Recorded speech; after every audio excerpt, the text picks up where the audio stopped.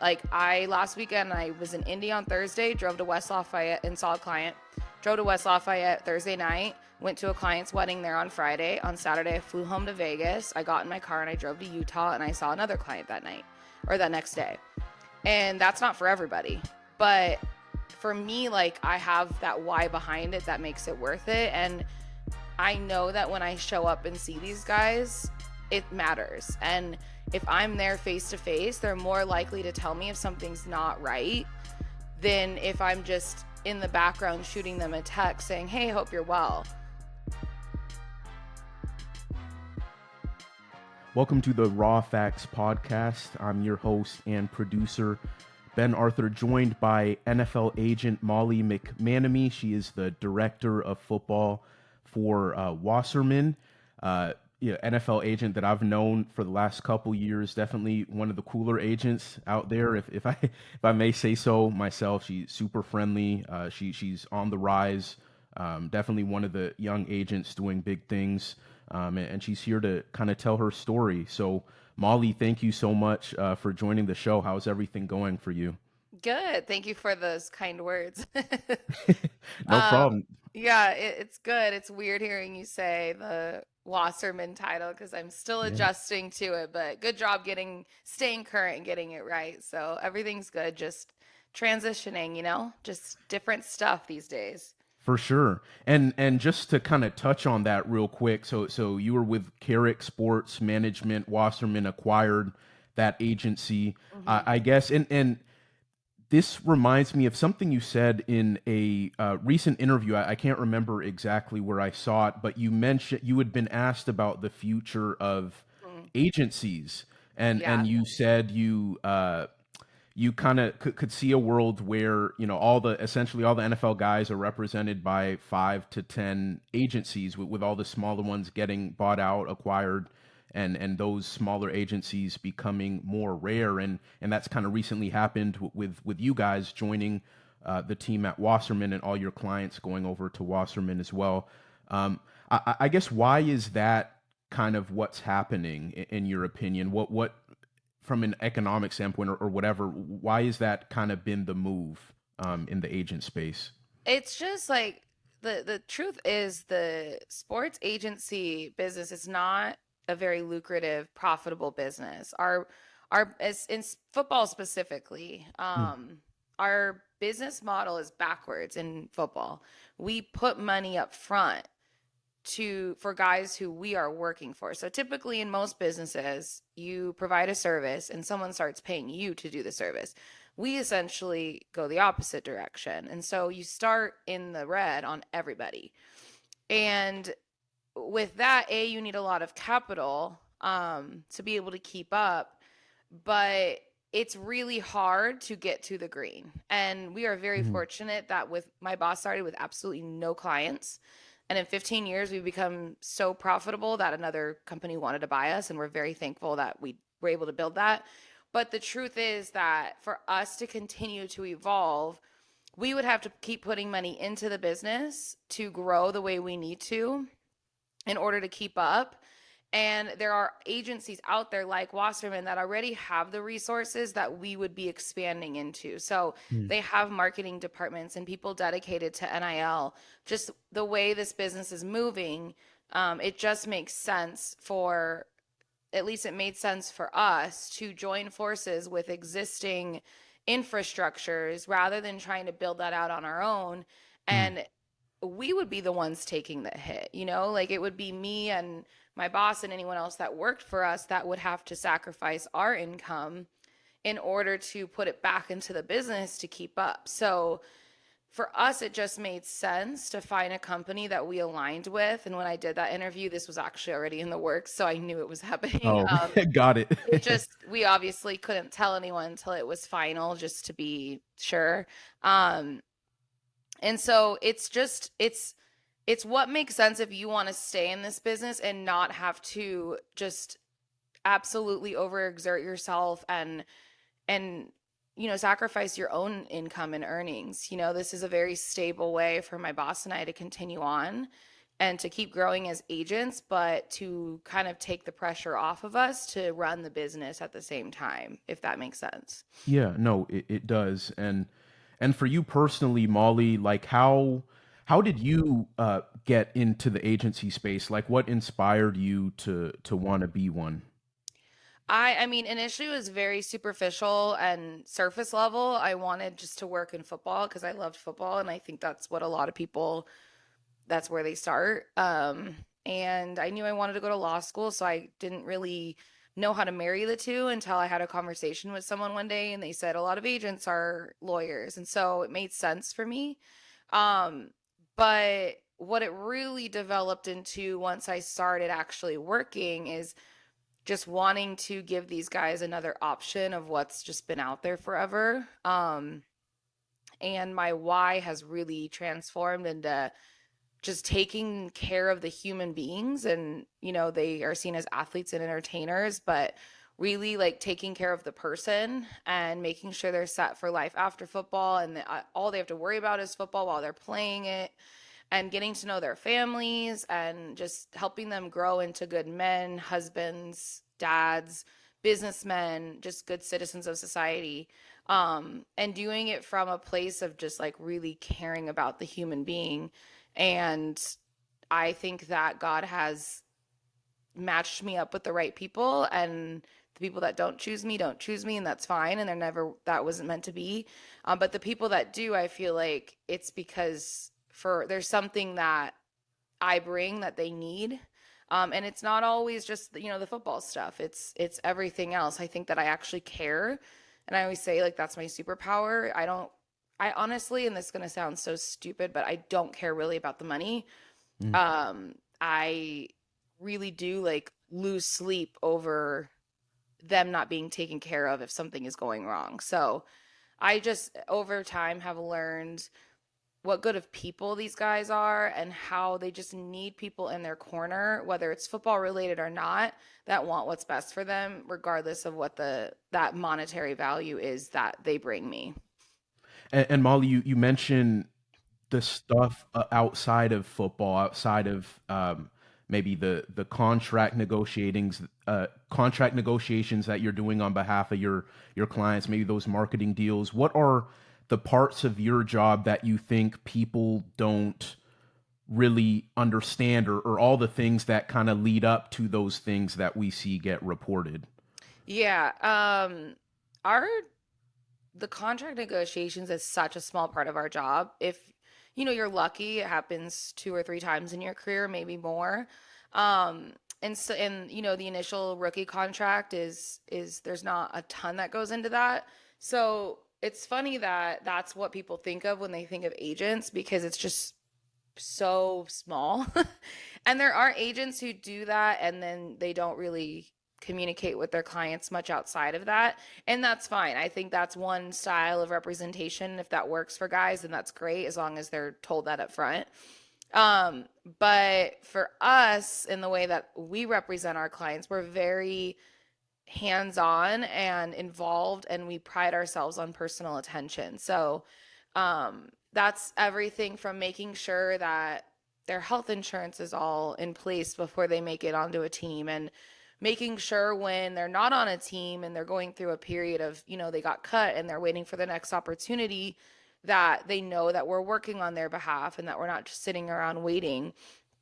It's going to weddings. It's making sure that their wives and girlfriends are good, especially during times like free agency or when they're out of work or pre-draft when things are just unknown and stressful.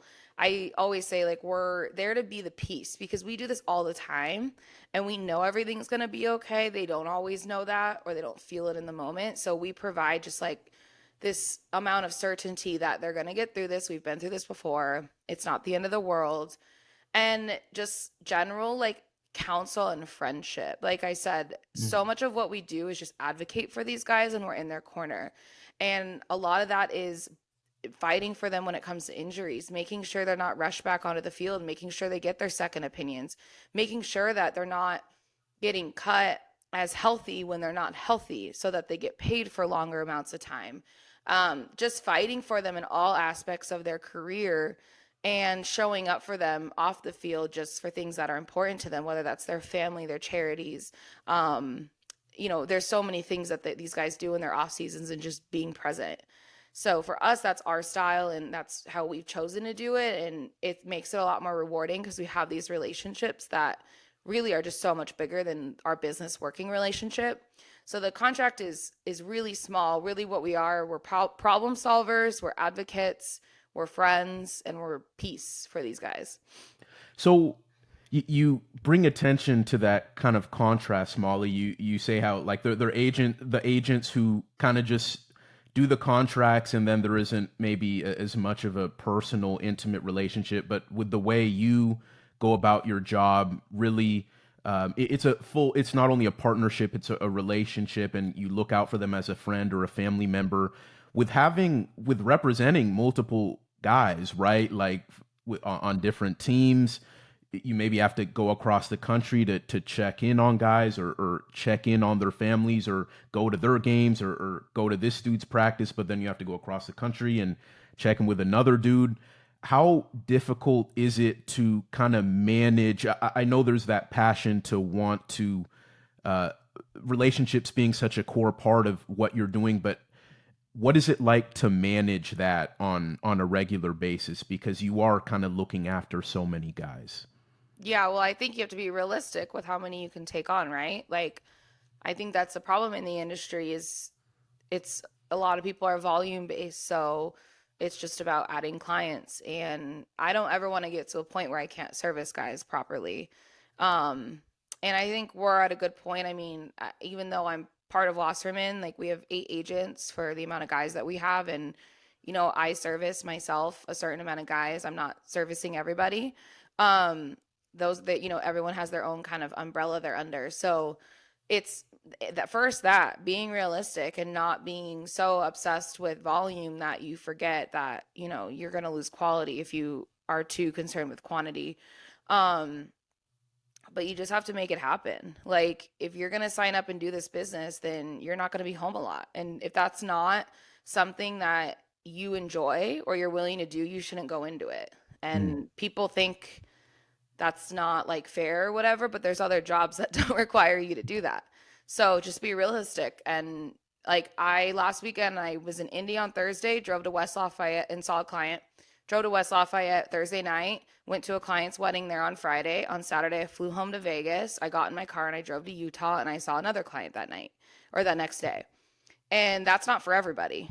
But for me, like, I have that why behind it that makes it worth it. And I know that when I show up and see these guys, it matters. And if I'm there face to face, they're more likely to tell me if something's not right than if I'm just in the background shooting them a text saying, "Hey, hope you're well." If you are present, you're going to see red flags more obviously than if you're not. And so it's just important to me. It's not a burden. It's not something that I feel like, it's a box to check. I mean, I didn't have to go see that client I went and saw in Utah. I wanted to. They told me they were going there. They didn't ask me to come. And I was like, "You're going to be 2 hours away from me. I'm coming."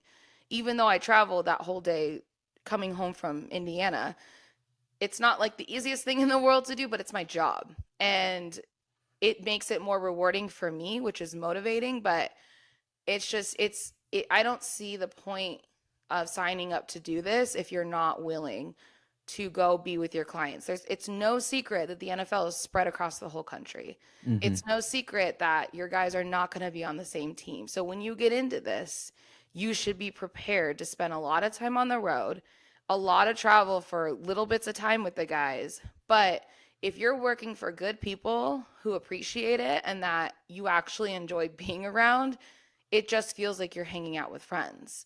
And so it's really not hard for me because I know the value in it, and it's why I'm in this business, and it's who I am as an agent. I don't like it when I feel like I haven't seen a guy in a while. It just doesn't feel as authentic to me. And so there's some guys who don't really need as much attention, but it's still one of those things where you need to show up because, again, you don't know until you're there. Sometimes they won't feel like they will feel like they're bothering you if they call you or text you. But then Yeah. when you're there in person, they can open up a little bit more. So it to me, it's just like it's a part of the job. So it doesn't feel hard because I feel like that's what I'm supposed to do. Mm. And as you know, Molly, there aren't a whole lot of female NFL agents. I don't have current numbers in front of me, but I have my phone out. This is from a few years ago. Uh, the Sports Business Journal said in 2019 that just 34 of 800 NFL PA certified agents were women. 34 out of 800. This is 2019, so just 4 years ago. Um, and I know that number hasn't improved a whole lot as of now, at least just from what I've seen. So I'm curious, being a woman in this space, what has that experience been like for you? You know, this question is like tricky for me these days because it's hard because the numbers, yes, are really sad and they're not really moving like you said. There's kind of a misconception that more progress is being made than there is because we do have people making large headlines, but it's still, a couple people versus it being more normal. But being an agent is hard, period. Getting clients is hard. Keeping clients happy is hard.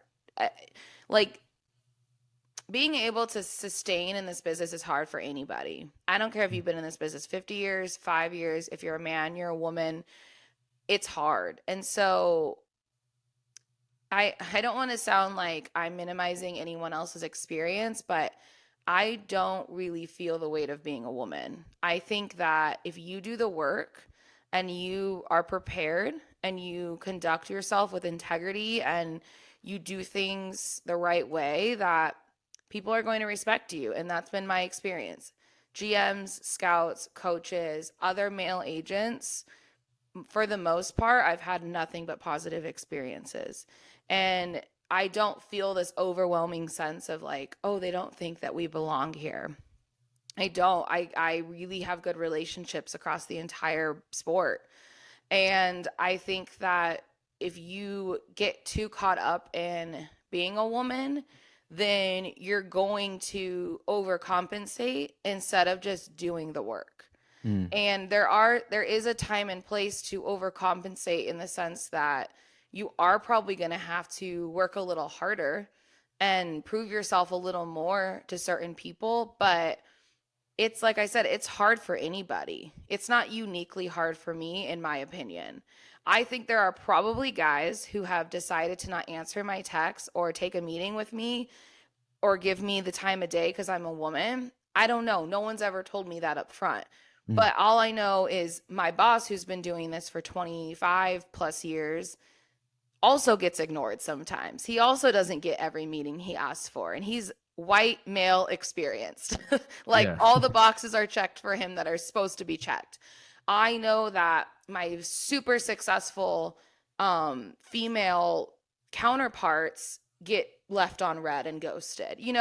So it's like one of those things that I think the more time you spend trying to like if the more time you spend highlighting it, the more you're going to, I feel like, get caught up in it. And you just need to do the work. It's hard to get here, I'm not going to lie. Like that's the one aspect that I don't really have a blueprint, and I'm sure you would agree in your line of the industry too. Like no two people's entrance into sports is the same. And so Yeah. I can't tell you exactly how to get a job in sports, whether that's as an agent, a journalist, a coach. It's different for all of us how we ended up where we're at. And we all have different wild stories about how that happened. So, yes, getting here is hard. And like I said, there's probably been times that guys have just ignored me because I'm a woman.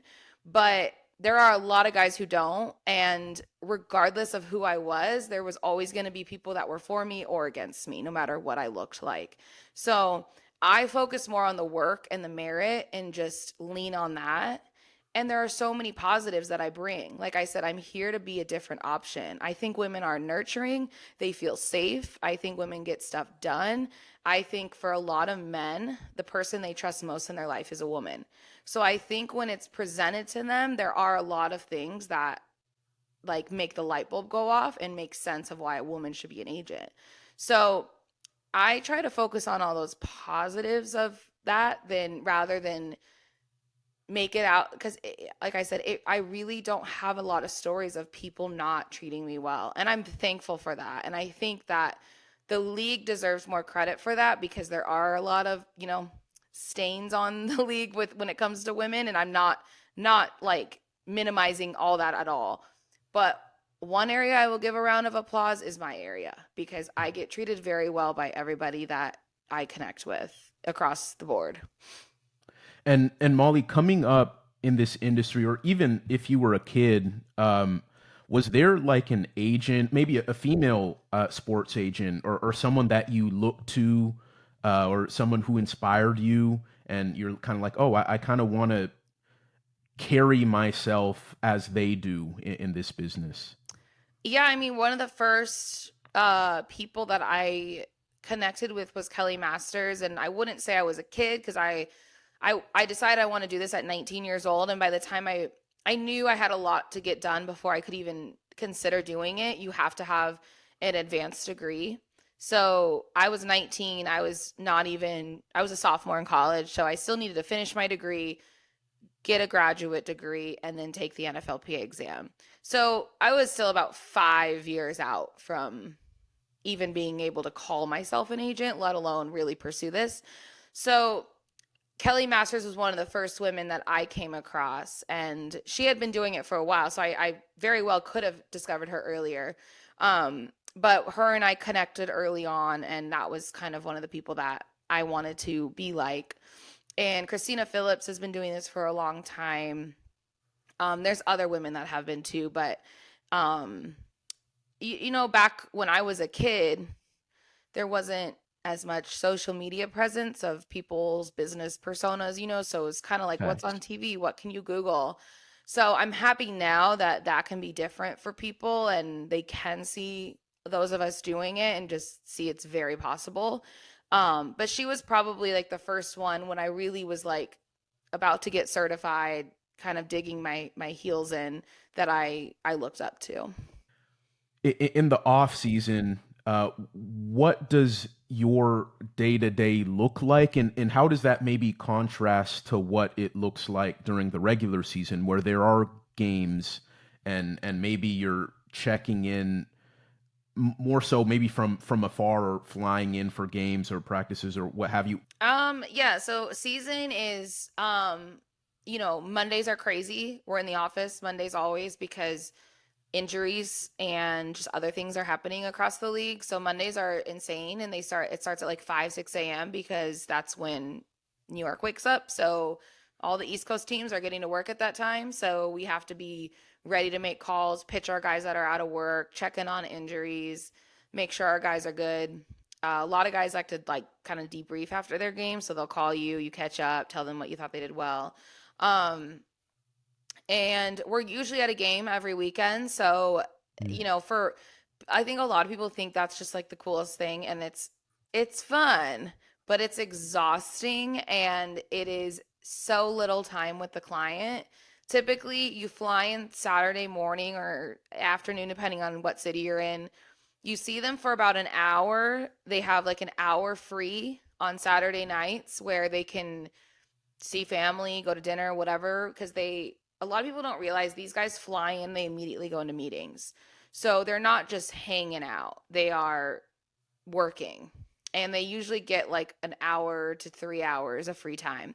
And they have curfew. So they have to be back into their room at a certain time. So usually you go to the team hotel, you spend an hour with them, and then they go to bed and you go to the game the next day and maybe you see them after in the family and friends area. If you're in the city that they live in, sometimes you can go to dinner with them after and hang with them for longer, but that's a typical game visit. And so really you're getting about an hour with a guy, even though it's a 2-day trip and very expensive. Like you're going to an NFL city on an NFL game weekend. and usually staying near the stadium, so it's not cheap. Um, and then and that's a weekend, and then during the week, you're usually servicing your clients and recruiting. So every day looks different depending on what's going on with the guys in season, but you're also recruiting and making sure you're building relationships with the college guys that you want to sign with you at the end of the year and become your next draft class. So that requires a lot of travel. Usually, like Tuesdays, Wednesdays, Thursdays, I'm on the road going to have a meeting with somebody. Um, and then out of season, like this time of year, like you were talking about, very heavy in servicing the draft clients. So um, I don't know if most people know this. I don't remember what it's like to be a civilian and not know the NFL schedule. But right now is about when teams have to stop everything. So no more visits, no more workouts. Um, COVID made the whole interview thing a little murky because they could do it on Zoom. So those are supposed to shut down, I believe, but I think sometimes they squeeze them in.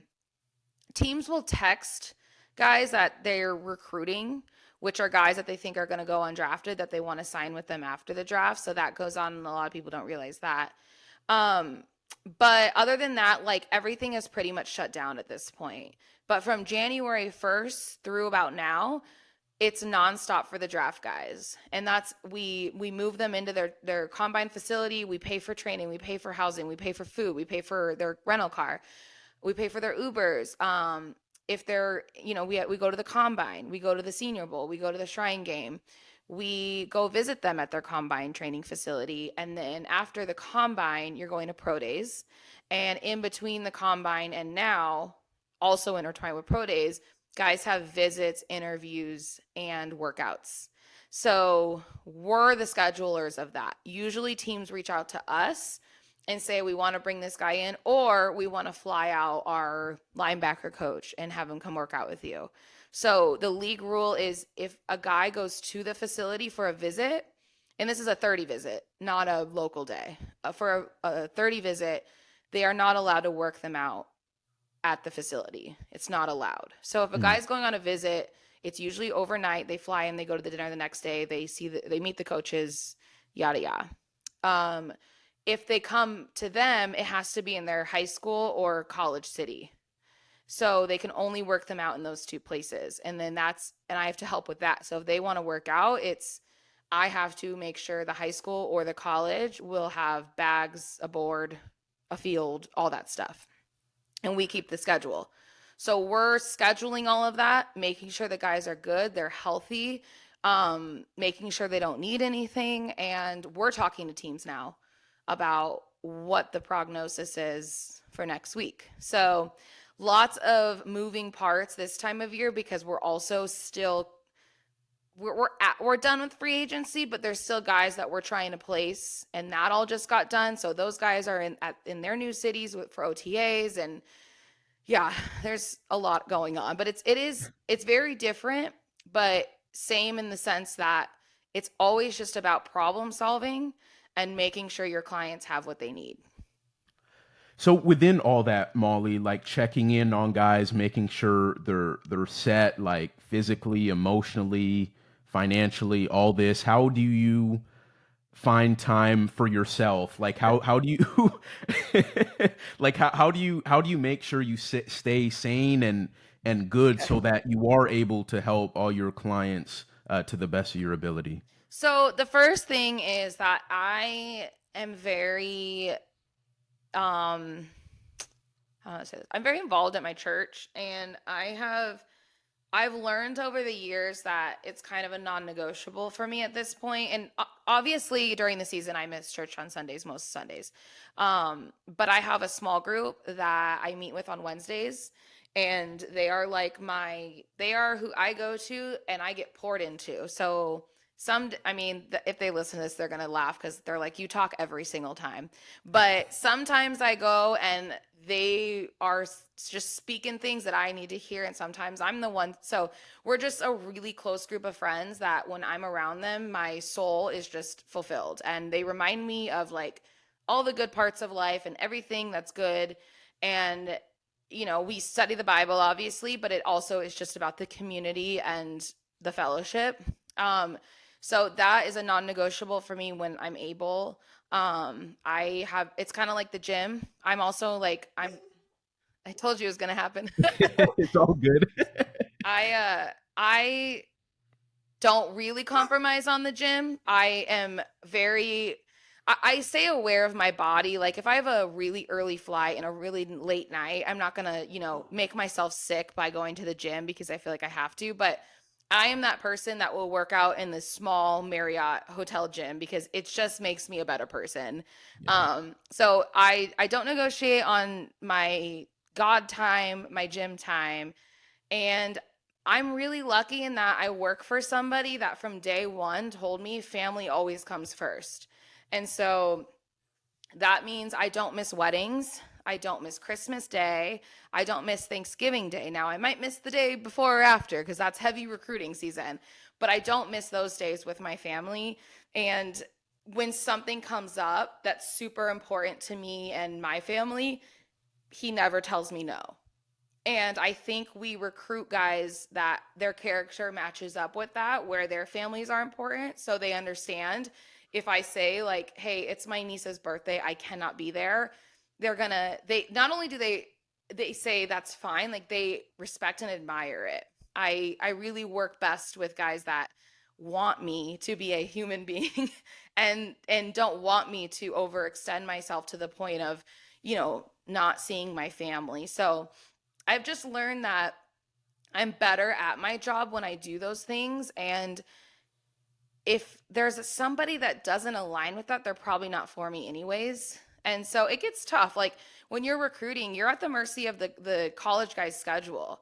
If he tells me that Wednesday is the only day he can meet, then I miss my small group. And that sucks, but my small group totally understands.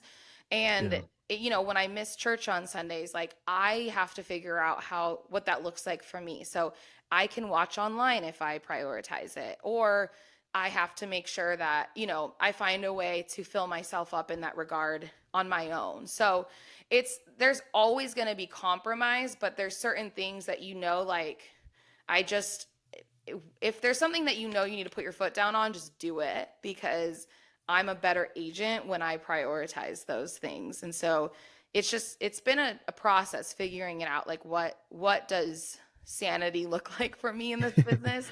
But I'm sure you can attest, like the longer you're in it, the more you realize that only you will take care of you. Facts. Like nobody else can, and your employers and your clients might not be trying to bleed you dry. But if you don't ask or set some sort of boundaries, then it's kind of your fault, right? Like if you don't say like, "Hey, I actually can't do that," or on at this time I really like to be at church, then they never know. I can't tell you how many times I've told a guy, hey, because right now I'm leading a group at church on Tuesday nights and I'm like the facilitator. So I have to be there present, phone off type thing. And I've had so many times where I'm like, hey, can I call you after church? They're like, of course you can. Like, they're almost like, come on now. Like, and so if you don't give people the opportunity to meet you where you need, then it's kind of your own fault. But if you're in a situation, obviously, where they're not allowing it, then you probably need to change your environment. But only I can do that for myself. I can't, my boss is not going to know, my clients aren't going to know. Only I can do that. So it's just a process of learning how to communicate and structure that. For sure. And you had talked about, Molly, recruiting college guys and having to work with maybe that one particular day in the week that they have. I'm curious, with NIL being like a few years, kind of in the mix in terms of how the landscape, uh, how has that maybe changed the way you recruit guys, or in terms of understanding your timeline, in terms of being able to get guys, or maybe helping college guys with NIL? How has that impacted your day to day, maybe? It's changed everything. I mean, you have to account for it. If you're not, somebody else is. And I don't think that for most guys, the NIL space is as lucrative as people think it is. But you have to be available to help them with it because, like I said, if you don't, someone else will. So I personally have a strong background in the type of deals that NIL deals are. They're just marketing endorsement deals, basically. And so I'm very good at it, but I also know it's very time consuming, and these guys need to have realistic expectations. So we don't actively like go out and seek out 18, 19-year olds and try to get them, as they're entering college. But if there's a guy that makes sense for us as an NFL player eventually, so maybe that's in 1 or 2 years, then we absolutely help, and we feel comfortable doing that because we have the expertise under our belt. So I do it for guys. Some guys really want, to have a formal agent, and there's agencies out there that like are actively recruiting NIL clients. But in the short time it's been around, I haven't seen enough correlation of guys signing NIL contracts with agencies and then that turning into NFL representation for Mm, me to take time away from my current clients and spend it trying to get the younger guys. So I have it available, and I make it available. And, for, like I said, the guys that make sense or guys we already have relationships with, absolutely, I will help and do a good job. But I'm not going to make it my entire business or my entire business model, because my NFL clients deserve my attention and they pay me to service them. So I always want to make sure I have time to do right by them before I go add to my plate. for sure. And Molly, the very last question for you. You've been awesome. This has been an awesome conversation. But what is the biggest thing that you hope to accomplish in 2023?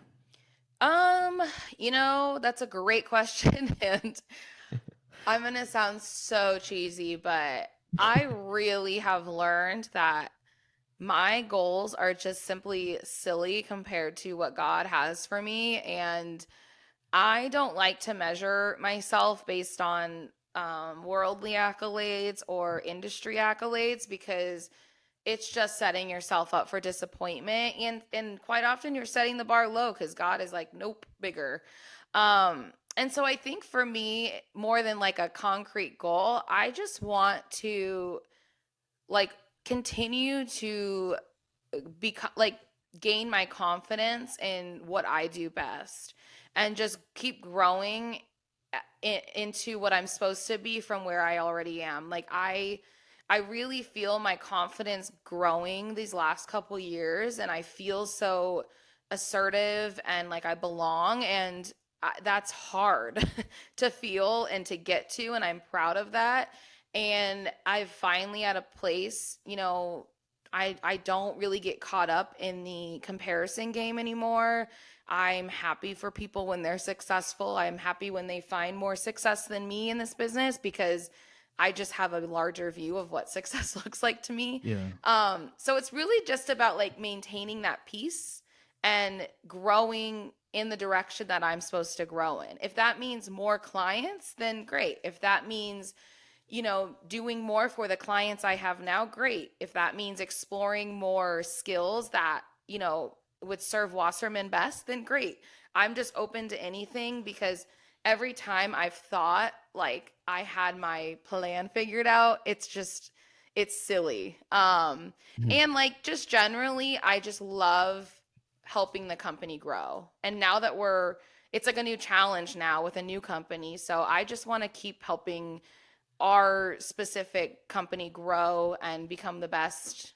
I mean, Wasserman already is the best at so many things. So just continue to do that, and just, you know, keep finding my footing in this business, if that makes sense. It does. I love that, Molly. Molly McManimie, everyone, NFL agent, football director for Wasserman. Um, Everyone, please be sure to like, share, subscribe. Appreciate all y'all's support for the show. This has been great. Molly, thank you so much. You're welcome. Thank you for having me.